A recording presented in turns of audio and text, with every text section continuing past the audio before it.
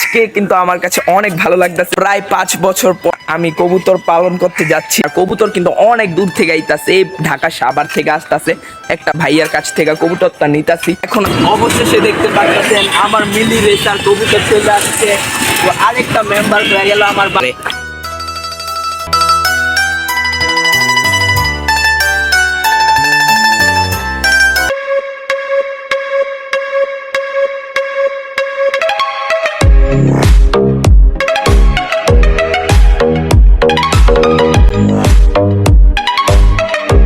Hello, আসসালামু আলাইকুম রহমতুল্লাহি ওয়া বারাকাতুহু। আমি আরাফাত শফি। কেমন আছেন আপনারা? আশা করছি সকলে ভালো আছেন and welcome to my brand new ব্লগে। সো গাইস, আজকে কিন্তু আমার কাছে অনেক ভালো লাগতেছে। প্রায় 5 বছর পর আমি কবুতর পালন করতে যাচ্ছি। আর কবুতর কিন্তু অনেক দূর থেকে আইতাছে, এই ঢাকা সাভার থেকে আসতেছে। একটা ভাইয়ার কাছ থেকে কবুতরটা নিতাছি। এখন আমার কবুতর আনতে যাইতে হইব খানপুর মেট্রো হলের ওইখানে, কারণ মৌমিতা বাসের ড্রাইভারকে দিয়ে আমার কবুতরটা আসতেছে। তো এখন আমি ওইখানে যাব, মানে সে আমাকে এত ফোন করতেছে যে ভাই তাড়াতাড়ি আসেন, তাড়াতাড়ি আসেন। তো আমার তাড়াতাড়ি যাইতে হবে। তো আপনারা ভিডিওটা দেখতে থাকুন, আমি কবুতরটা নিয়ে আসি। তো আমার কাছে অনেক অনেক ভালো লাগবে। অলরেডি কিন্তু আইসা আমি খিল মার্কেট থেকে গাড়ি নিয়ে ফেলছি। যে কবুতরটা নিয়ে আসতেছে সে এত প্যারা দিতেছে আমাকে যে কি বলবো, মানে তার নাকি বাস ছাইরা দিব, মানে তাড়াতাড়ি করে যাইতে হইতাছে পুরো রকেটের মতন।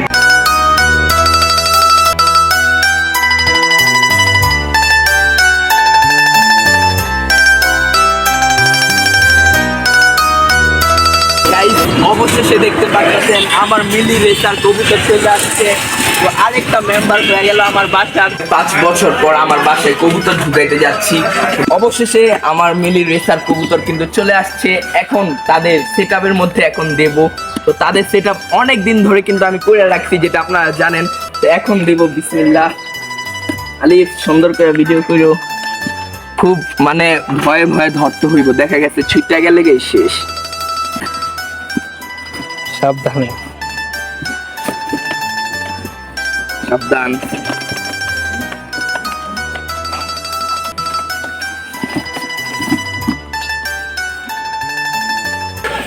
এই যে আমার মিলি রেসার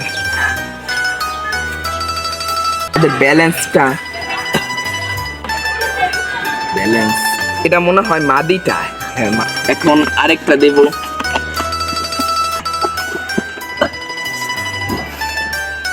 এটা নর।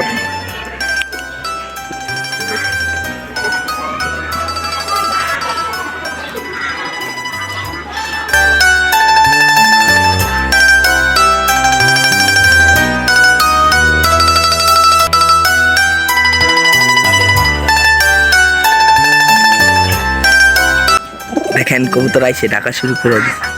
ডাকো। ক্যামেরা স্টার্ট করলে তারা ডাকতেছে না, জানি না কেন। দেখলেনি যে আমি কবুতর নিয়ে আসলাম। তো কবুতরের ভিতরে ডিম ছিল, ভাইয়াই বলেন আমাকে, আমি আনছি। আনার পর দেখি যে একটা ডিম ভেঙে গেছে গা। তো কিছু করার না, আরেকটা ডিম দিছি। জানি না ওমে বসবো কিনা, ওমে বসলে আপনাদেরকে আমি একটু জানাবো না।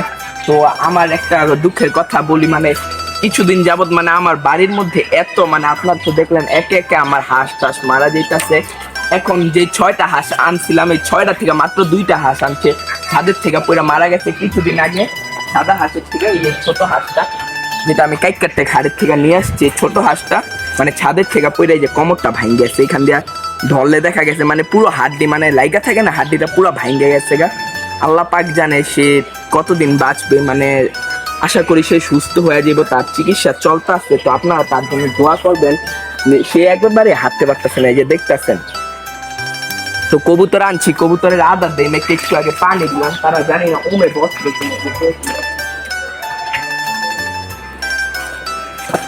এই যে এটা হচ্ছে মাদি কবুতরটা, এটা মাদি। আর এটা হচ্ছে নর, যেটা মানে একটু বড় সাইজের, এটা নর। তো অনেকদিন পর কবুতর আনলাম, আমার কাছে অনেকই ভালো লাগতেছে।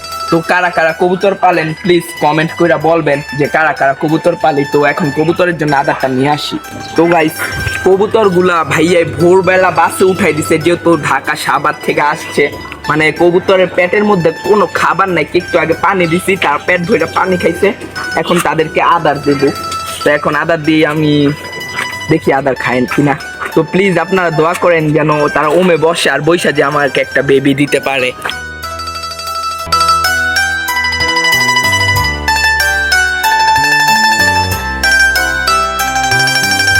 তো আমার হাঁস মুরগি কবুতর দেখা সবাই মাশাল্লাহ বলবেন। তো আজকের জন্য ব্লগটা এতটুকু ছিল। যাদের কাছে ব্লগটা ভালো লেগেছে তারা একটা লাইক করে দেন আর চ্যানেলটাকে সাবস্ক্রাইব করে দেন। টাটা।